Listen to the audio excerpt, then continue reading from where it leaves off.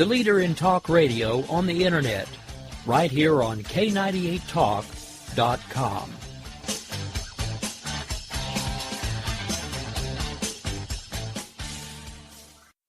If you want to work until you keel over, have less of everything in retirement, or give back more of your hard-earned money to the stock market again, then just ignore me. But if you'd like to protect the money you save, receive a steady, predictable retirement income, and enjoy financial security for as long as you live, then listen to this. You can download a free report that reveals the wealth-building secrets Wall Street and the banks don't want you to know. You'll learn how you can get guaranteed growth, safety, and real prosperity without risking your money in the Wall Street casino, and how to get the money you need when you need it, simply by asking for it. This is the best way to have a 100% secure retirement and know your money will last as long as you do. To learn more about this method and to get your free report, go to 29security.com. That's the number 29security.com. 29security.com. Go to 29security.com. In these uncertain economic times, you've got to do whatever you can to save money. One of our biggest expenses can be our cars, especially when unexpected repair bills hit. Not anymore. If you own a vehicle with less than 130,000 miles, is less than 12 years old, has a warranty about to expire, or even no warranty at all, you could stop paying for car repairs. Roadside assistance, towing, and rental coverage are all included. Don't wait for the next repair. Make one free call right now to see if you qualify. If your vehicle is less than 12 years old, has less than 130,000 miles, even if it's out of warranty, paying for car repairs can become a thing of the past. Call us right now and get your car protected before your next repair bill hits. Get protection and no more repair bills. Call 800-696-1030. Again, 800-696-1030. That's 800-696-1030. 800-696-1030.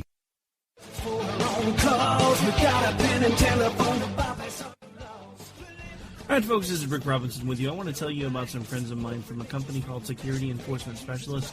When I ran my security agency for 12 years, I worked with one of these partners on a daily basis. He's been involved in this agency now, and with his other partner, they do have over 30 years of experience in the private security industry.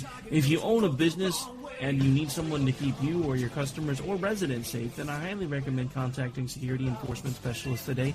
Give them a call at 405-703-1796. Again, that's 405-703-1796. Again, tell them Rick from K98 Talk sent you. Like I said, if you need the help, they are here for you. So make sure that you go look them up, check them out, and see what they can do.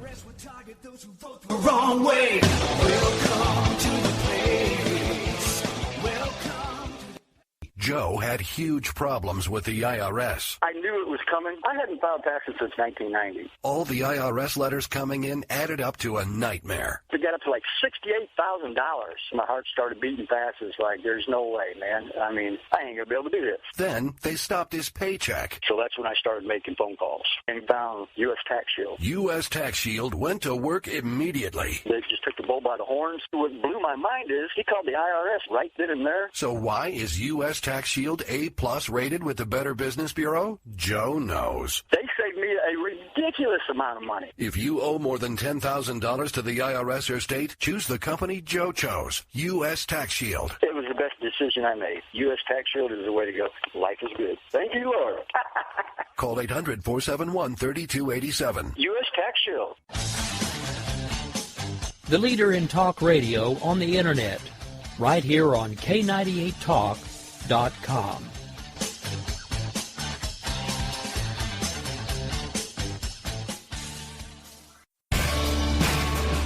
My name is Jessie. I'm a United States Special Forces widow. This gives me a unique perspective on the world around us. If you're willing to listen, I'll tell you how I see it, and I won't pull any punches. This is my POV, which stands for Point of View.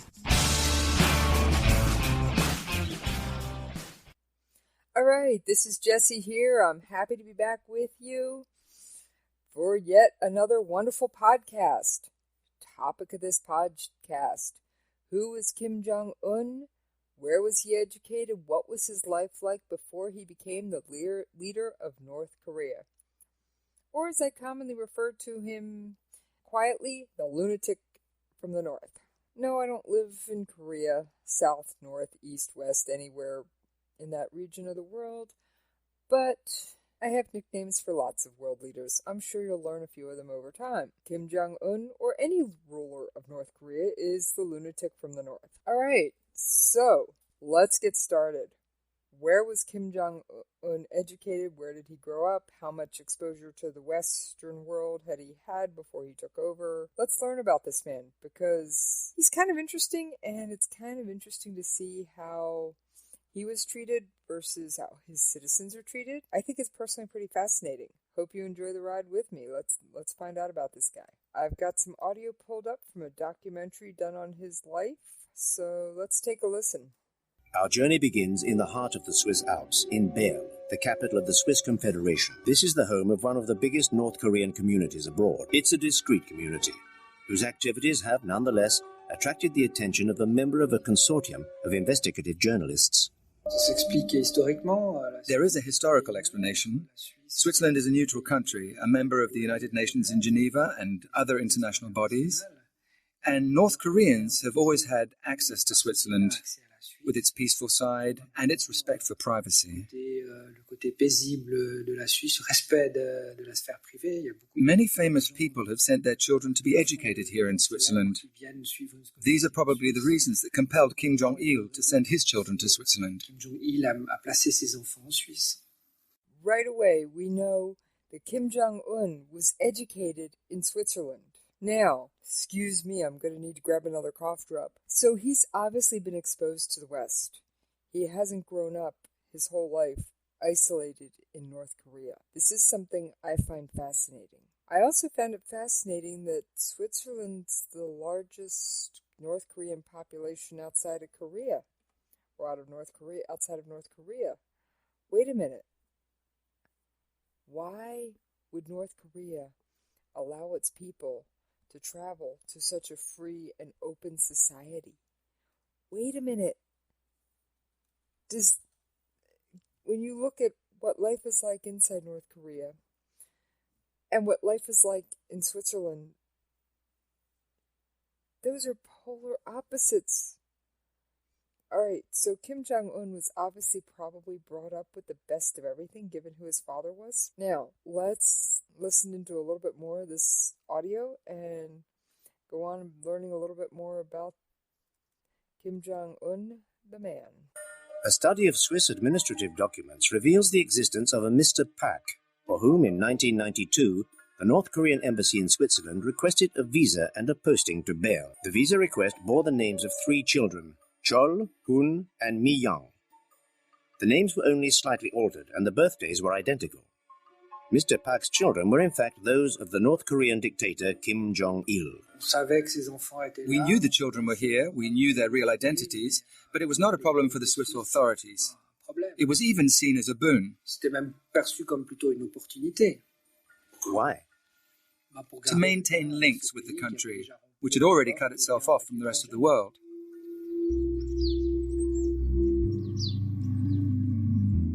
The unusual family spent a year living at the embassy in a residential suburb of Bern. Chol, the eldest, enrolled at a nearby international school for the children of diplomats and businessmen.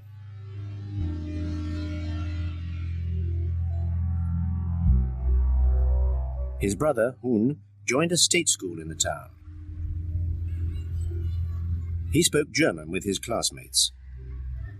After a few difficult months, he was said to be a rowdy loner, but he finally made a handful of Swiss friends and settled into school life.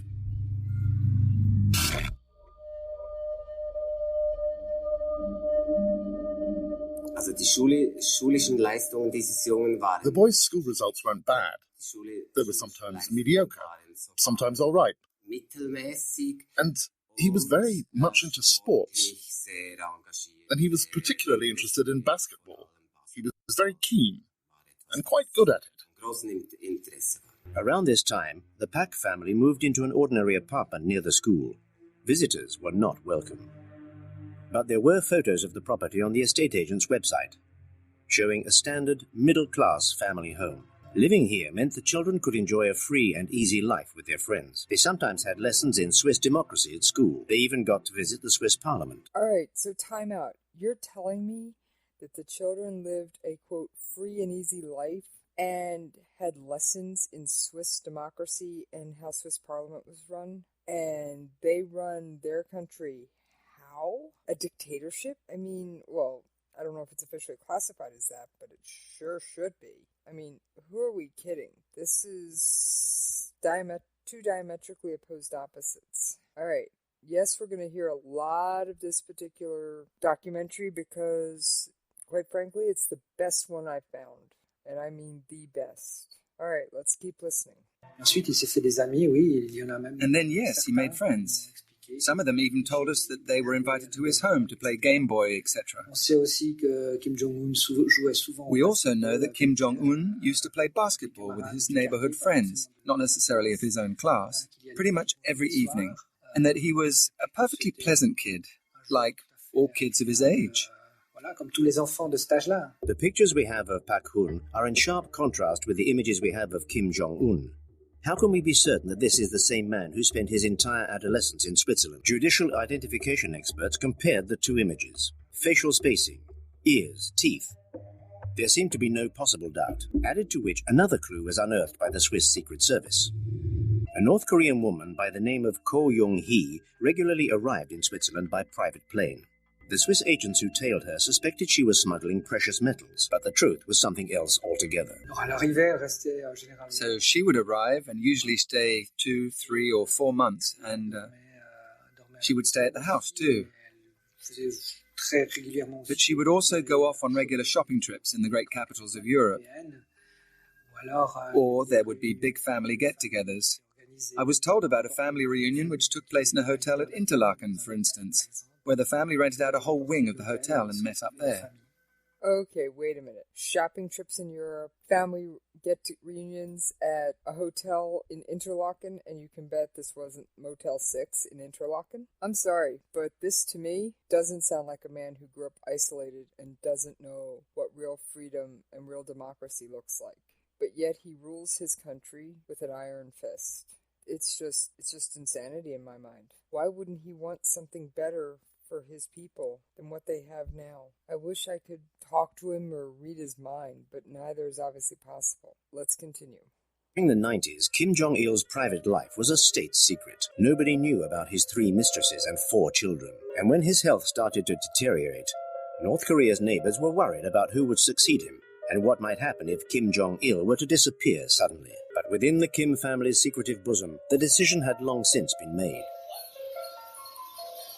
The eldest son, Kim Jong-nam, would have seemed to be the natural successor in the Confucian tradition, just as Kim Jong-il had inherited power from his father.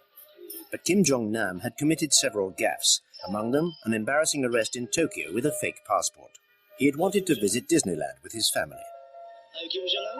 The second son, Kim Jong-chol, educated in Switzerland, was considered too soft, even too feminine by his father. Kim Jong-un may well have been the youngest son, but he was also the son of Kim Jong-il's greatest love, Ko Young-hee.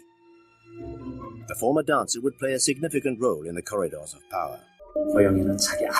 Ko Young-hee played an important part in ensuring that her son took over the reins of power. Kim Jong-nam, the eldest son, already had an important role in the country's hierarchy, with an elevated position at the General Bureau of Data Processing, where he specialized in communication networks. But since Kim Jong-un took control, Kim Jong-nam has found himself in an awkward position. He can no longer return to North Korea. Wait, so Kim Jong-un's brother, Kim Jong-nam, can no longer return to North Korea because of his rule. That doesn't sound very good to me. Let's keep going. I've got a little bit more on that, but not much. The Hermit Kingdom is truly the Hermit Kingdom. They keep their secrets. The 17th of December, 2011. North Korea was in mourning. Kim Jong-il, the shining sun of the 21st century, had died just a few days before. It was time for the propaganda machine to set up the funeral scene. The funeral would also be the confirmation of the youngest son's accession, which had been confirmed to North Korea and the rest of the world a year earlier.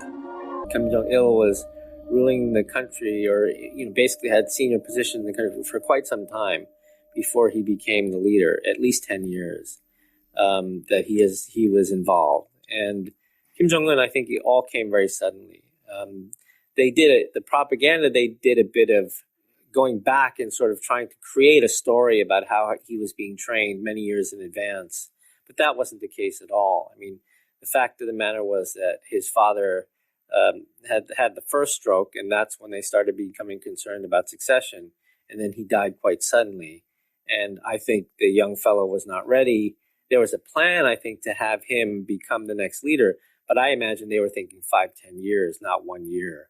And so, I think it was very clear from the funeral and everything, the way he looked and the way he was behaving, that he was in shock and not really ready to take over. Okay, so we have a ruler who may or may not have been ready. I don't think he was ready.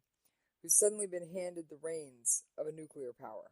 What we know about him, he was educated in Switzerland, so he knows what democracy is. He's been exposed to Western culture, and he's quote-unquote been trained, but not as much as he needed to be.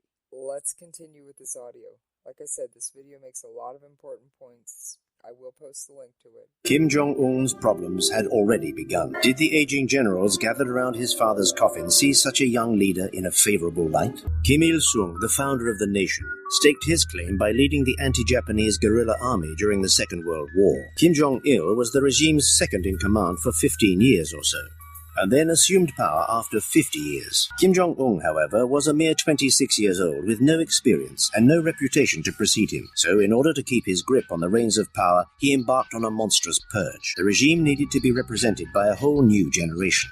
worst period. Today, Kim Jong-un needs to connect with people who remember the Great Famine from their childhood. I believe it will be harder to maintain solidarity between the elite and the leader than it was for the two previous regimes. Things could be rather fraught, and so the power structure will be built on a foundation of differing interests and terror.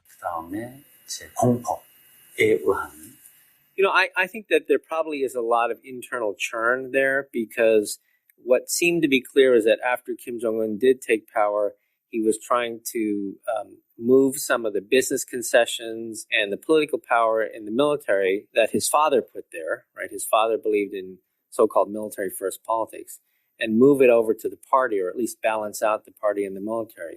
All of the generals that were with Kim Jong-un by the hearse of his father in the funeral procession are all gone. None of them are left. And so very clearly he's wiped out a group and is trying to bring in a new group. Now, purges aren't an unusual thing in dictatorships when a new leader takes over, but this one was a bit extreme. Even his own family was not safe. Kim Jong-un killed his uncle. There's various speculations as to the method of execution, but they actually announced that the uncle had been executed.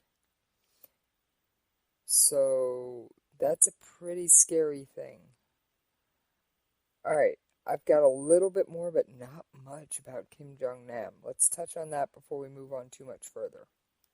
Alright, I managed to find this short audio clip about Kim Jong-nam. Let's take a listen. In Macau, China, a man believed to be the eldest son of North Korean dictator Kim Jong-il says he's aware that his father may appoint his younger brother as successor. Eldest son of the North Korean dictator Kim Jong-il denies reports he's defected to China. Kim Jong-nam spoke with reporters in his apartment in Macau. I can say it's a totally fake story, and I never defected from North Korea. Now I'm still living in North Korea, and I'm traveling in Macau, in China. Recent media reports say the North Korean leader has named his youngest son as his future successor. Kim Jong-nam, the eldest son, is asked about the latest reports on the North Korean leadership, but he says he hasn't been told of this news firsthand. Well, I think so. I hear this news by media. The 35-year-old Jong-nam has fallen out of favor with his father. I told many times what the appointment of a successor is totally my father's decision. So he makes his decision, so he doesn't need to talk to me or talk to another person, I think. Even by North Korean standards, very little is known about the youngest son, who is said to be under 30 years old. Some say his youth could be a problem in a society that values seniority. Media reports say an oath of loyalty by North Korean officials to the youngest son has been requested by Kim Jong-il. Alright, so as you can see, we know very little about Kim Jong-nam. We know very little. I'm looking for more. There's just not a lot out there. Let's keep exploring this, because I think it's fascinating, the internal struggles and the family politics at play here. I've got a little more audio here about Kim Jong-nam. Let's take a listen. That was one of the first signs that Kim had leapfrogged his two older brothers. Why? On the eldest, Kim Jong-nam, believed to be about 41. Kim Jong-nam made the mistake of taking his playboy lifestyle abroad, and he was arrested by the Japanese police in 2001 trying to go to Tokyo Disney World. And the Japanese police spent hours and hours with him, which means the CIA and other intelligence services learned a lot about him. Analyst Mike Green says Kim Jong-nam's a gambler, lives in Macau, speaks to journalists too much for the family's liking. They can't kill him, but they can't let him run the country. He's not a reliable vehicle for the cult of personality, for the Stalinist propaganda. Then there's the mysterious middle brother, Kim Jong-chul. Local media showed this photo, claiming it was him at an Eric Clapton concert about 2 years ago. Kim Jong-nam, they don't view as reliable. The older brother, his father doesn't think he's strong. He's too feminine is the short thing. He might even be gay, but of course that will never come out. So now that we understand why Kim Jong-nam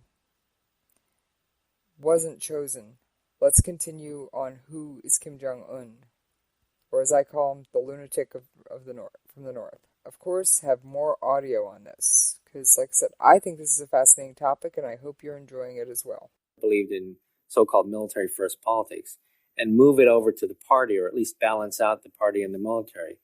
All of the generals that were with Kim Jong-un by the hearse of his father in the funeral procession are all gone. None of them are left.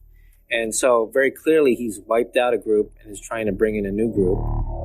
The most prominent victim of the purge was just behind him during the funeral.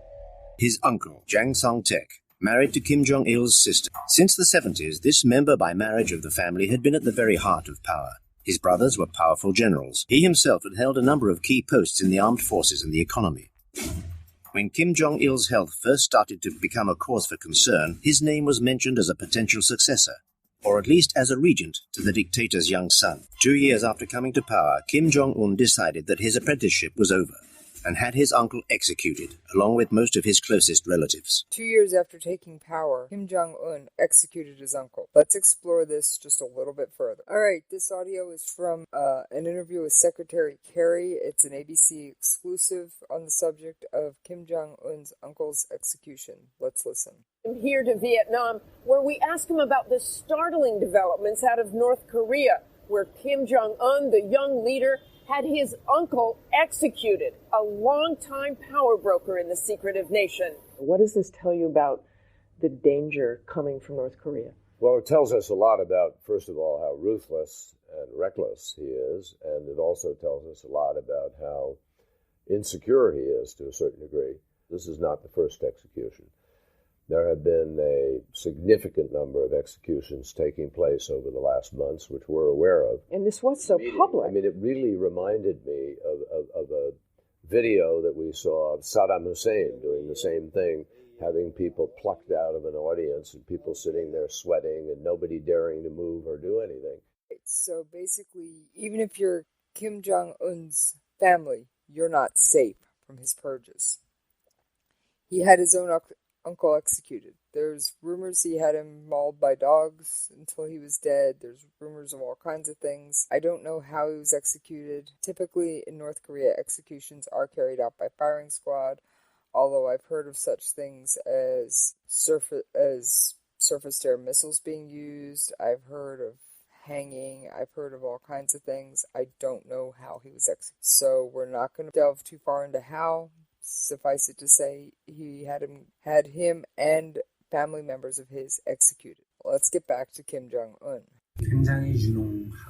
For us, Jang Sang-tak was a very competent man. I worked with him.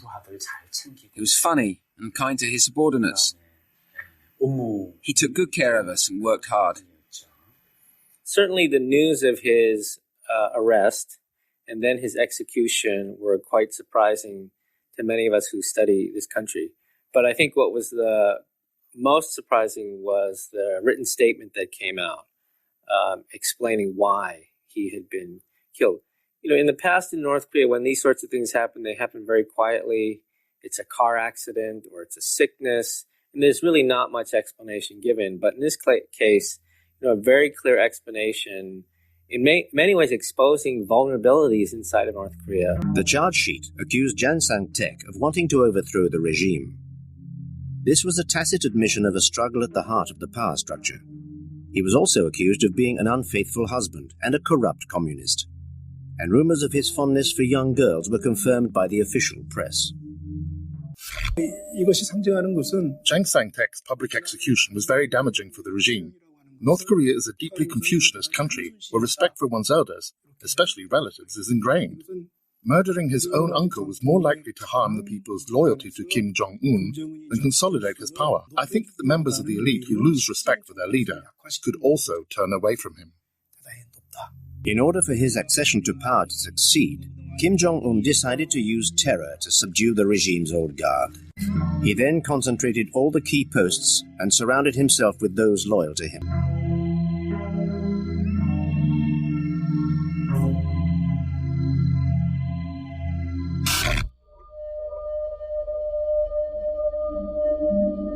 I think that Kim Jong-un is in charge. I don't think that there are puppets behind him because I think the system is designed to only have one person in charge.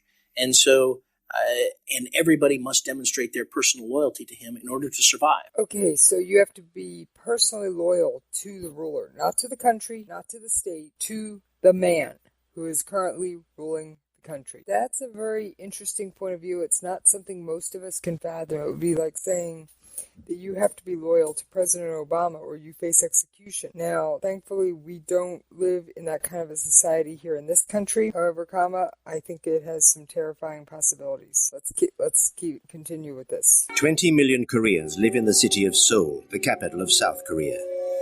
20 million people more obsessed with their own success than with Kim Jong-un. However, closer scrutiny reveals that the whole city is ready for war. The military's control over the city makes it an impregnable citadel. A vast underground network was conceived as a shelter from any attack by the North. But people no longer notice the gas masks and the emergency rations provided in ever-dwindling numbers in the underground stations. I'm not worried about war. I've done my national service. Their nuclear capacity, on the other hand, that does worry me greatly.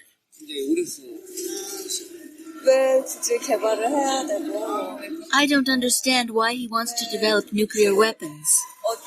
To blackmail us? To threaten us? To get something out of us? Or just for his own personal glory?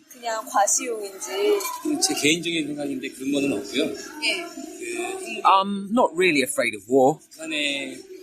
Their nuclear threat seems to be their only survival mechanism. The North Korean border is only 30 kilometers away. It's an impassable demilitarized zone 2 kilometers across with hundreds of thousands of soldiers either side of it. Seoul is well within range of cannon fire. The soldiers in the south can see villages in the north. Unlike his father, Kim Jong-un personally inspects the advanced posts, which are the greatest threat to Seoul. The main difference that was felt in the early days of the Kim Jong-un era was that he seemed much more belligerent and hostile than Kim Jong-il. This was particularly noticeable in his military policy. It was very public. He didn't try to hide it. He stressed the importance of operations designed for a potential confrontation with South Korea. He increasingly put his armed forces on a war footing. This approach was illustrated by the training and exercises that the North Koreans were subjected to. Kim Jong-un made his first North Korean propaganda appearance a year before his father's death. He was made a 4-star general, signifying his arrival at the heart of power. In North Korea, power means first and foremost the army. I believe that he attended, for a period of time, perhaps maybe 6 months, one of the military academies.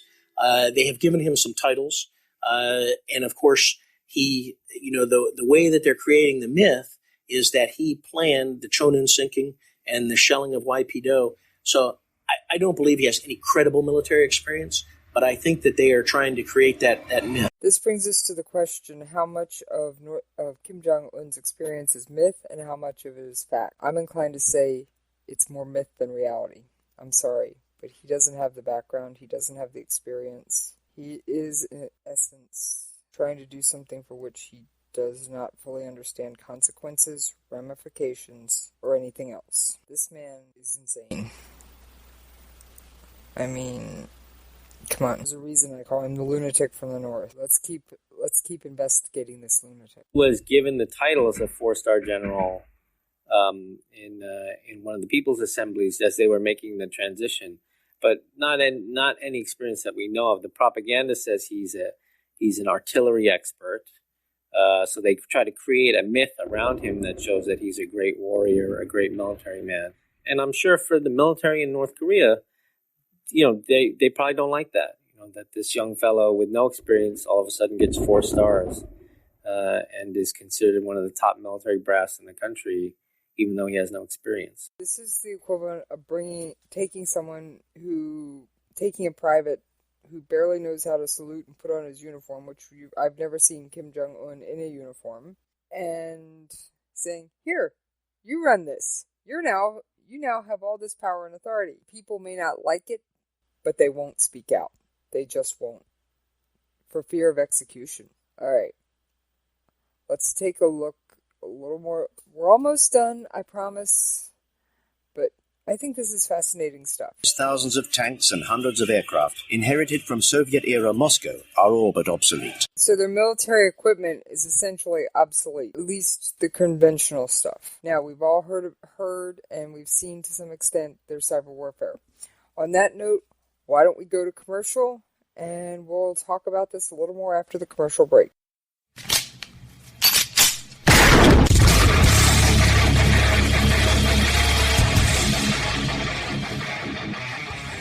This is Slickery Trigger for Rebel Road Tactical. With proper care and feeding, your pistol will be ready when you need it. There to save your life. Shouldn't your gear be that good? Whether you need a holster for comfortable everyday carry or a tough-as-nails holster for your next training course, Rebel Road Tactical has what you need. Check us out on the web at rebelroadtactical.com.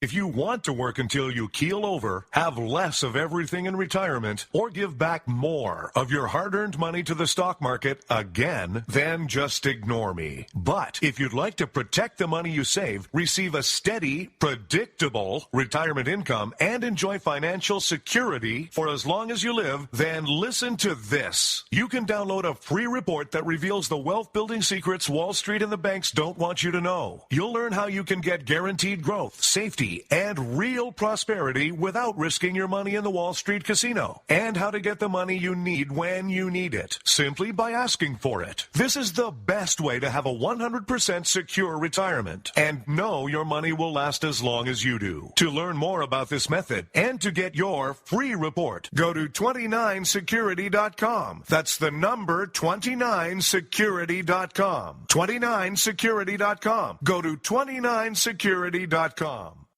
Thank you for hanging in there with me during that commercial break. I've got some more audio about North Korea, their weapons, and Kim Jong-un.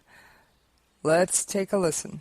Pyongyang, and so 90 miles, 20 miles to the border with the DMZ, you don't need such conventional, sophisticated weaponry. You need the manpower, the multiple rocket launchers. I mean, within 90 minutes, it could be a disaster. And then there's also the asymmetrical side. I mean, we're looking at the military in the conventional sense, with conventional weapons. And then we're saying, the priority's been the missile and the nuclear program. Absolutely. There's also asymmetrical warfare, looking at other capabilities, like cyber capabilities and what have you. And elements of weapons of mass destruction. It's not only nuclear, but you've got biological programs, you've got chemical programs. So I think this is a government that has invested heavily in their military, but it doesn't always come across in their conventional military capabilities. It's a myriad of capabilities, and some of them are very potent. So while their actual military hardware is old, given the distance, given the proximity, could still be incredibly effective. And then you've got the asymmetric warfare, cyber, chem-bio, which is short for chemical or biological weapons. And then you've got their ever-present, ever-prevalent, making more news every day, nuclear capabilities. North Korea looks to have fired a submarine-launched ballistic missile off its east coast. The reports come from South Korea's military, which says it's on high alert over the possibility that Kim Jong Un's regime could now conduct its fifth nuclear test at any time, in defiance of UN sanctions. The North first attempted a launch of the submarine-based missile last year, trying to develop such a weapons system which could pose a new threat to its neighbors and the United States if perfected. The fear is that the isolated North might conduct a nuclear test or a missile launch in a show of strength ahead of a ruling party Congress next month, the first such meeting in 36 years. All right, so we have a number of things going on. We have the North Koreans did successfully launch a missile from a submarine. That's a little bit scary.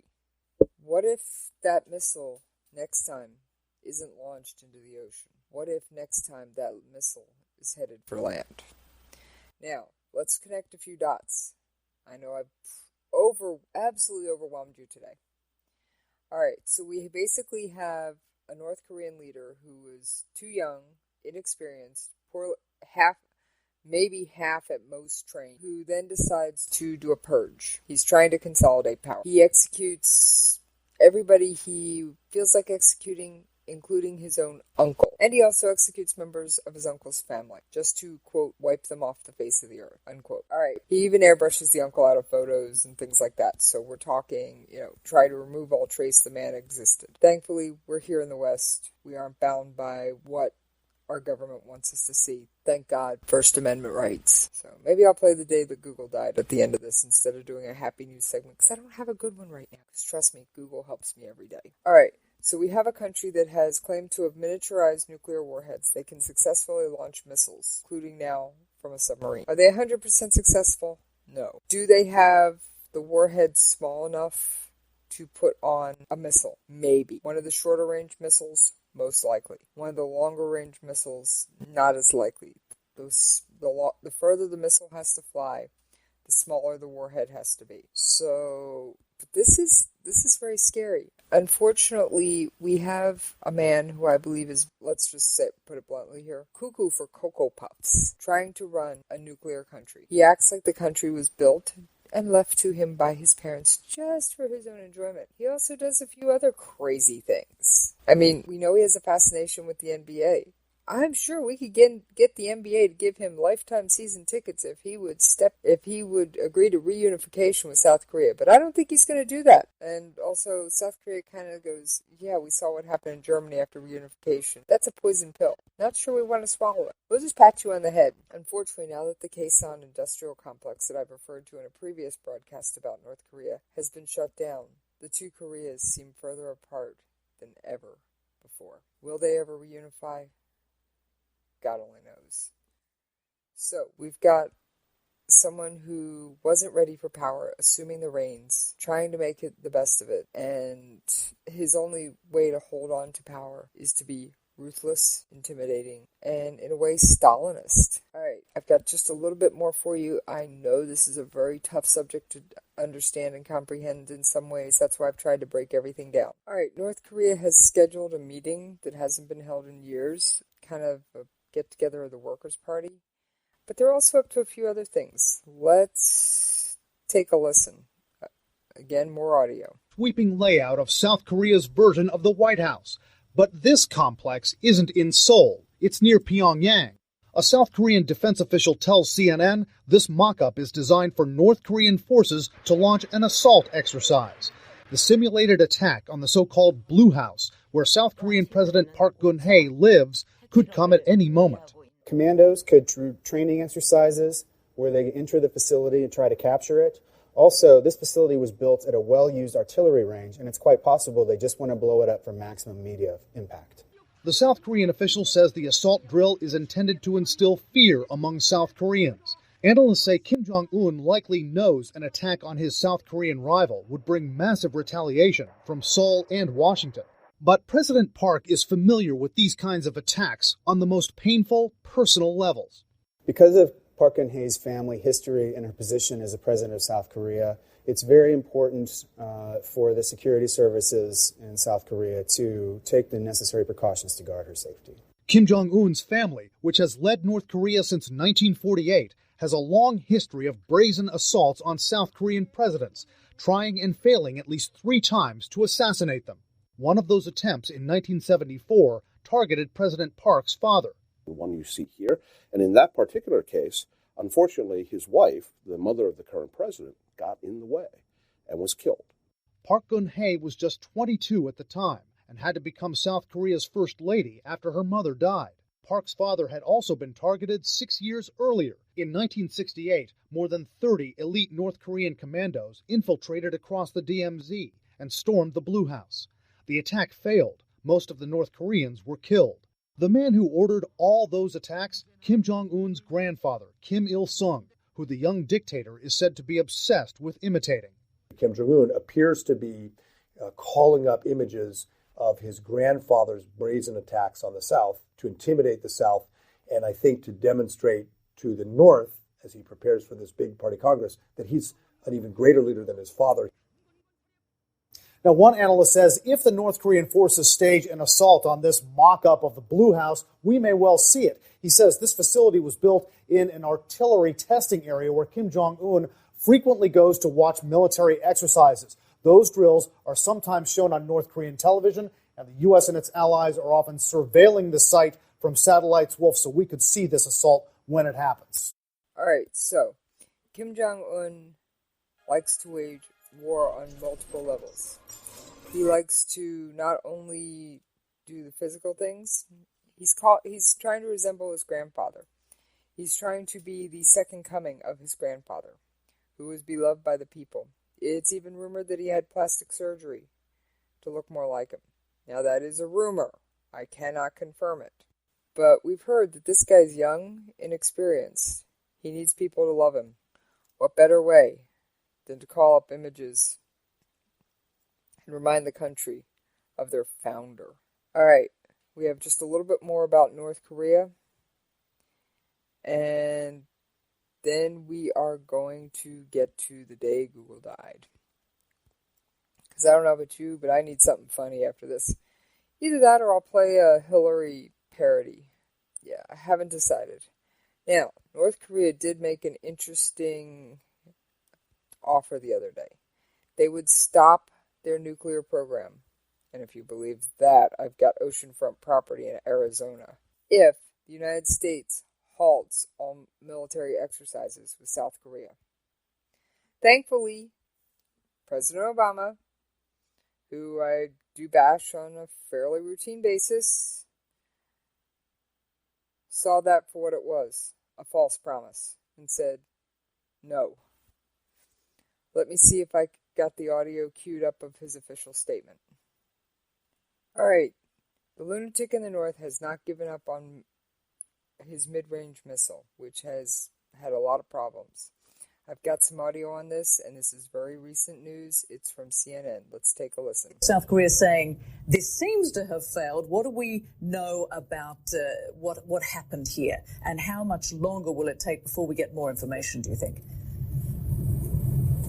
Very limited information, especially whenever there is a failed missile launch or a reported failed missile launch, because I was in North Korea just about 2 weeks ago on their most important holiday, the Day of the Sun, when there was another missile launch that South Korea and the United States say failed. And that missile, just like the one that was reportedly attempted to be launched and failed today, both of those were mid-range missiles, Musudan missiles, as they're called, launched from, at least in the last case, it was a mobile missile launching device, a device that would give North Korea, if this technology was successful, the ability to to move around from the locations from which they launched, making it far trickier to detect from spy satellites. It'd be a very dangerous development, although perhaps not as dangerous or significant as the successful submarine missile launch that happened over the weekend. Now, we are 1 week away from a major political gathering in North Korea, the Workers' Party Congress. It happens next Friday. It was just announced. South Korea is very concerned that in addition to this mid-range missile launch, which they had been predicting since Tuesday when they officially announced this,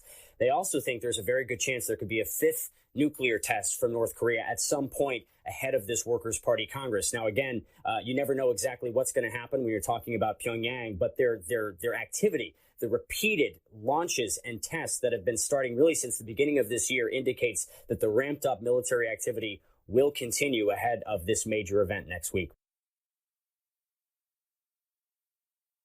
It was Will Ripley of CNN. And yes, Western journalists do occasionally visit North Korea, but trust me, they always have minders with them. They are not free to shoot whatever they want. They are not free to report what they want. They have to be very careful when they're there. Just like anyone traveling to North Korea, I would never advise traveling there. I'm sorry. That's one trip I can't recommend taking. Just like I would never go to Tehran, I'm even leery about Beijing. So, alright. I don't know about you guys. I've had about enough about North Korea. Let's see what fun we can hang. Would you rather go Hillary or the day Google died?